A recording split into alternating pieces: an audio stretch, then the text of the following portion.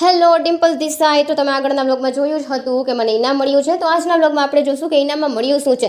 આમ તો જનરલી હું સવારે કે બપોરે બ્લોગ પોસ્ટ કરી જ દઉં છું, પણ આજે મારે થોડું વધારે લેટ થઈ ગયું ને રાત થઈ ગઈ. જોકે જુઓ, મને લંચ બોક્સ અને બોટલ ઇનામમાં મળ્યા છે. ચાલો આગળ કામ લાગશે. સાંજે હું મારી ફ્રેન્ડ સાથે નાસ્તો કરવા ગઈ હતી અને એ મેડમને કેમેરા સામે આવવું નહોતું, એટલે પછી મેં મારો જ બ્લોગ ઉતારી લીધો. નાસ્તો કરીને અમે ચાલીને જતા હતા મારા ઘર તરફ અને ત્યાં અમને રસ્તામાં દેખાઈ ગઈ બેકરી. એટલે મેં વિચાર્યું કંઈક સ્વીટ ખાતા જઈએ. તો બેકરીની કેક ને બધી વેરાયટી જોઈને મને મન થતું હતું કે ત્યાં જ રહી જાઓ. આઈસ્ક્રીમ હતી કે ચોકલેટ કે પછી કેક હતી એ તો ખબર નહીં, પણ ટેસ્ટ સારો હતો.